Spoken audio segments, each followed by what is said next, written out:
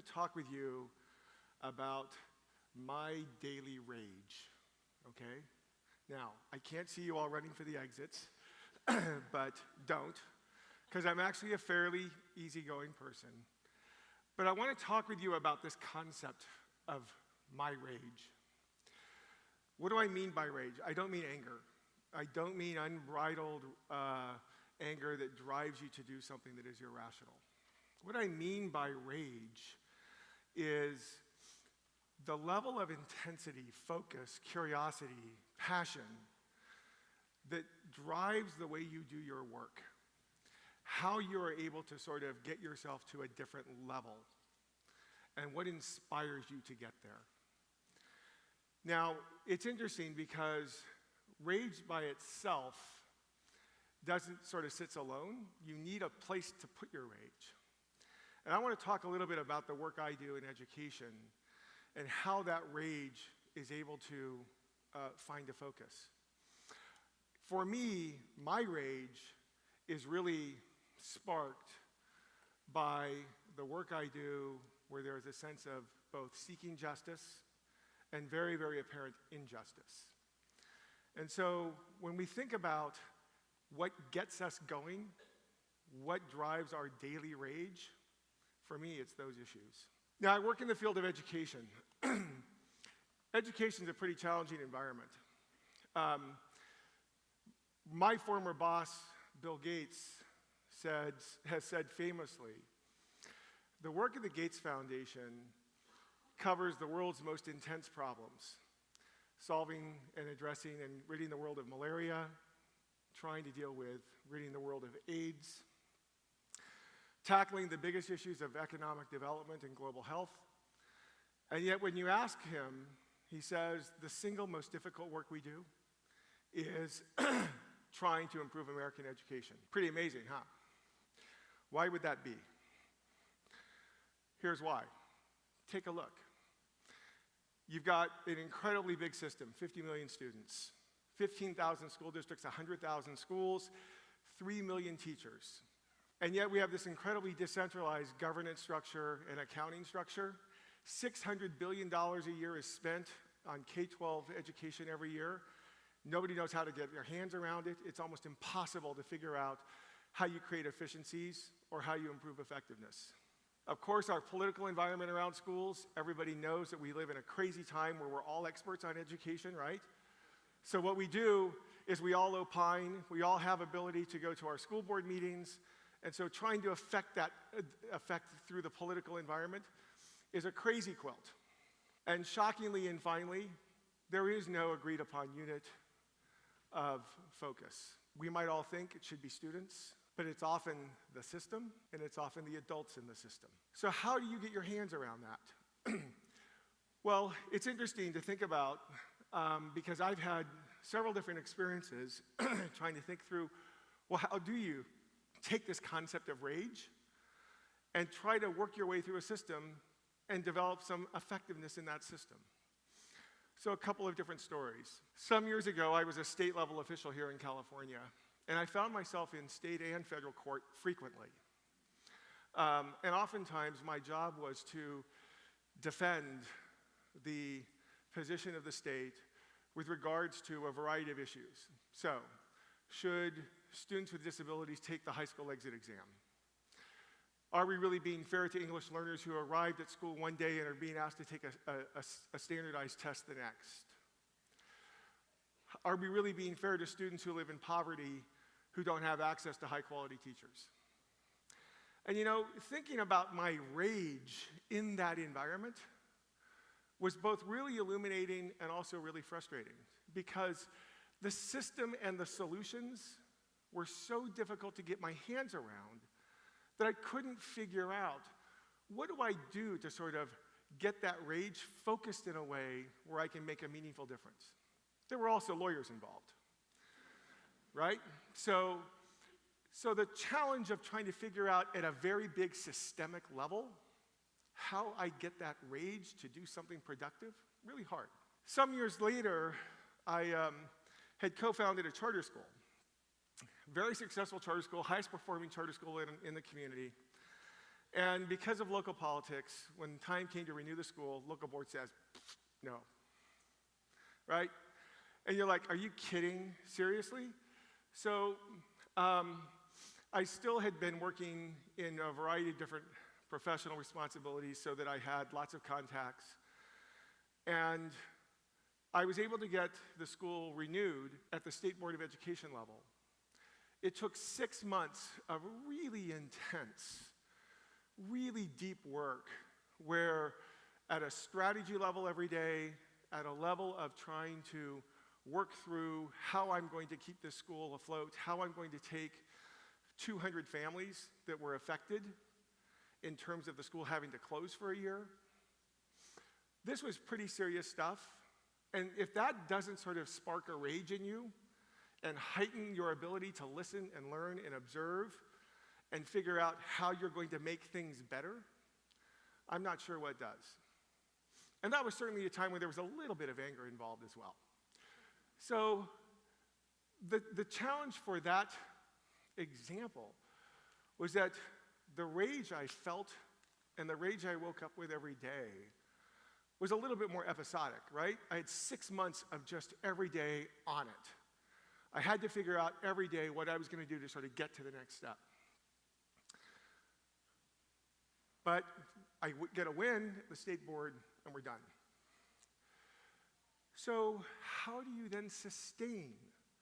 How do you then find something in your work that gives you the ability to every day apply that rage to the work you do?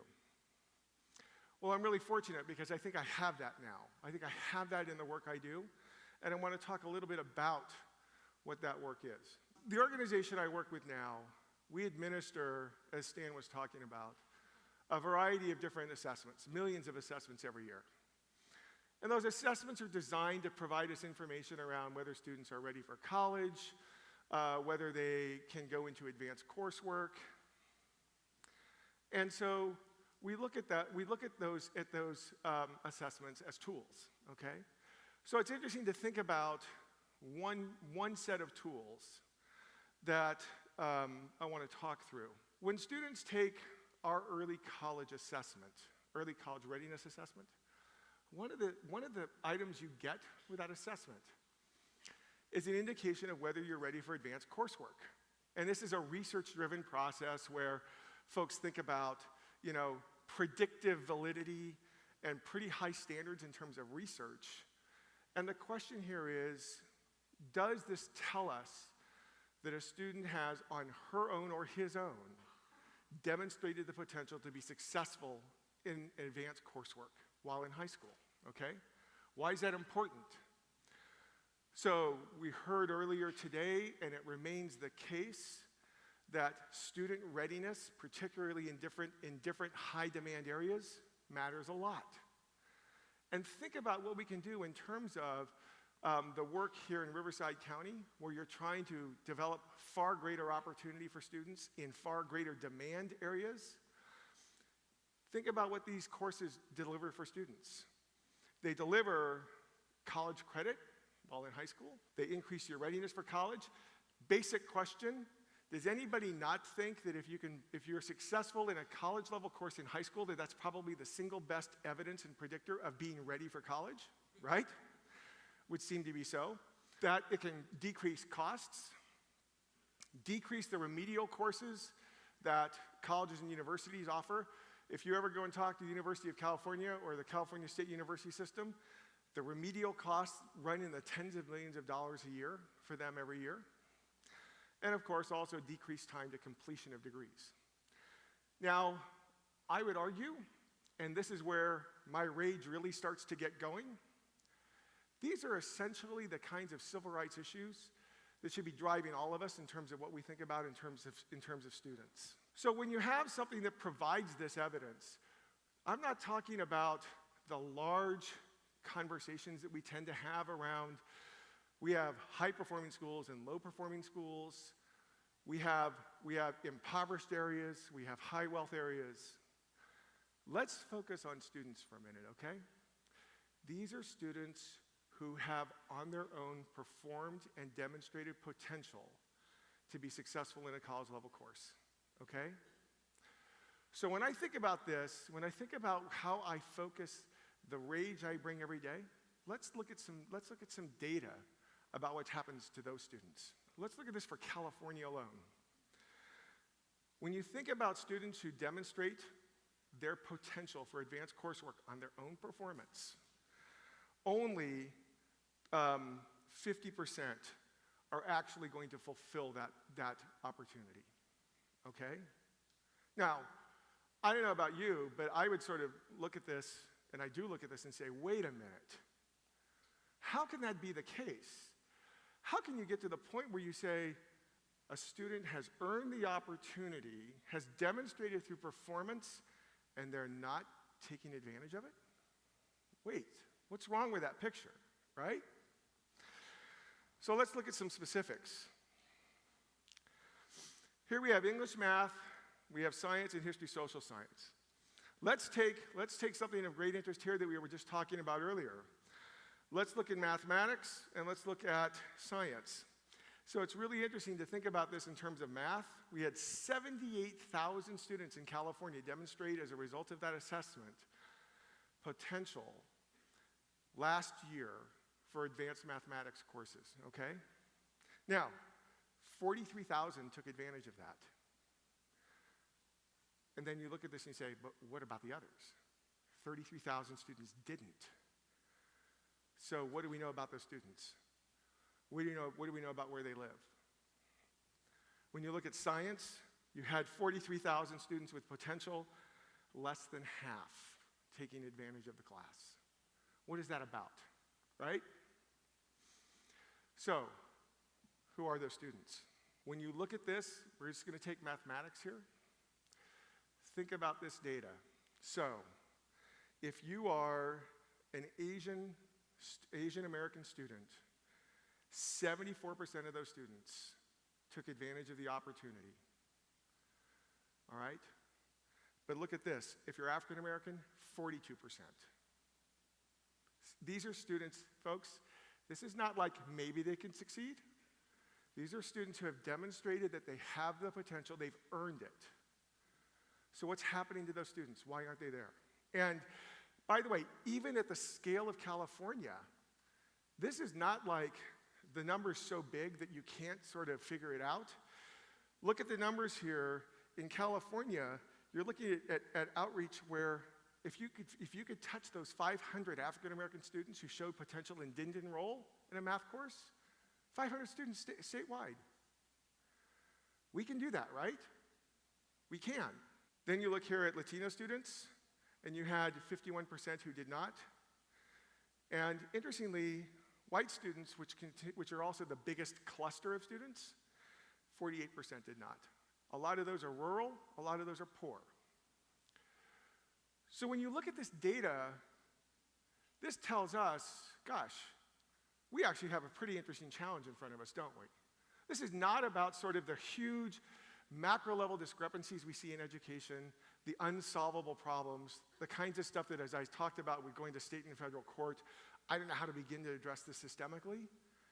Students who have earned opportunities. So what is the challenge? What do we need to do to get these students into these courses, okay? So, a few obvious things, right? Does the school offer the course? Do they have a teacher? Can the teacher be supported? So that's my work. That's the rage I feel every day.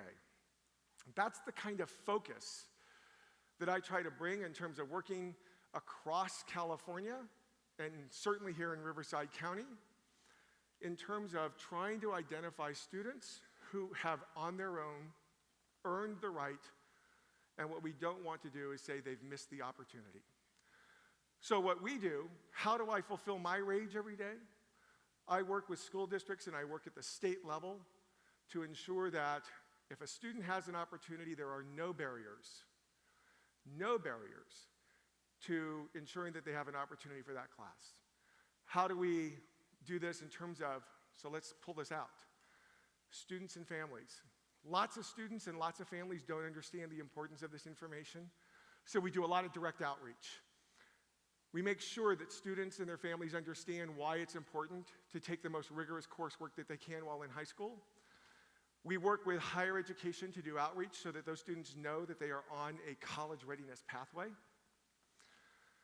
With schools and school districts, we support them in terms of ensuring that we can get a class put together, we can find the facility, and we can support the teacher. Okay, this is all the stuff that happens behind the scenes, but it's the stuff that you know drives opportunity.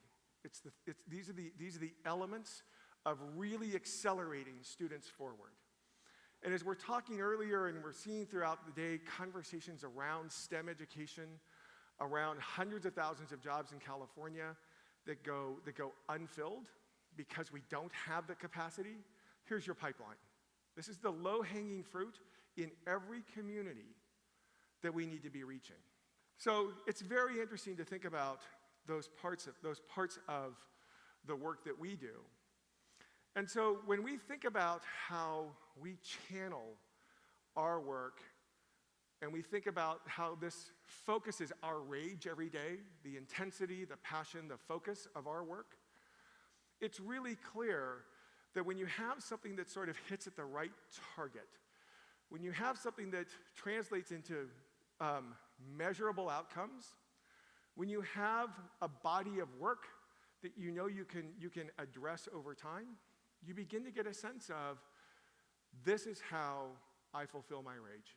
This is how I can address the passions that I bring every day to the work, and it's also how you can sustain those passions and that rage. So I want to close with just a basic question and a basic invitation to all of you. I've tried to give a little bit of a sense of how I have tried to monitor, develop, sustain my rage. So the question is, what's yours? How do you do that on your own? So whether you're the students who are here thinking about, yes, I can accelerate myself, yes, I've earned that opportunity, or all of us who are here thinking about the roles we play as parents or the roles we serve as community members, what is your rage? What is the thing that inspires you to focus every day in your work, to intensify your efforts, and to make a difference? Thank you very much.